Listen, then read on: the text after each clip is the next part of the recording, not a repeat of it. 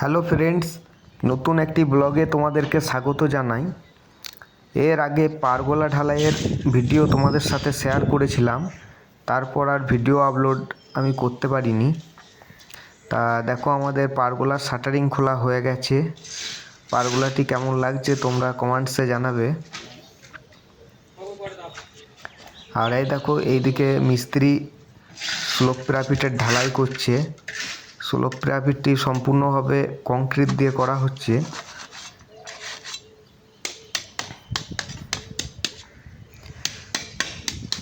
অনেকেই বলছে যে এইভাবে ঢালাই করলে ঢালাইটা খুব একটা মজবুত হয় না, কিন্তু কিছু করার নেই, যেহেতু এটা স্লোপ আর ঢালাইয়ের থিকনেসও কম 3 ইঞ্চি, তাই এইভাবেই করতে হচ্ছে। এরপর এই ঢালাইয়ের ওপর প্লাস্টার হবে, তারপর আবার ডিজাইন কাটা হবে।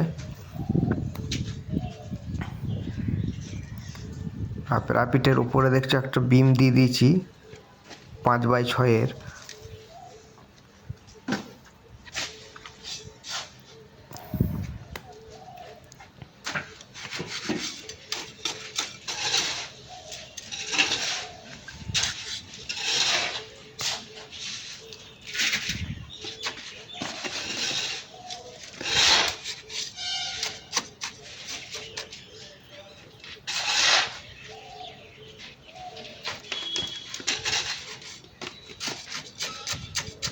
শক্ত হলে সে ফাঁকা থাকবে।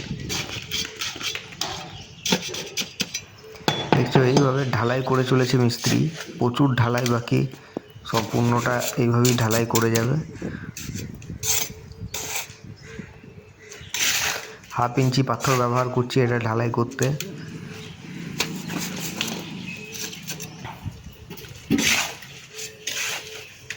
ঠিক আছে ফ্রেন্ডস, তোমাদেরকে এইভাবে আমি আমাদের বিল্ডিংয়ের কাজটির আপডেট দিয়ে যাব। আর ভিডিওটি ভালো লাগলে অবশ্যই তোমরা লাইক, কমেন্টস এবং শেয়ার করবে, এবং অবশ্যই আমার চ্যানেলটা সাবস্ক্রাইব করবে। আজকে এই অবধি।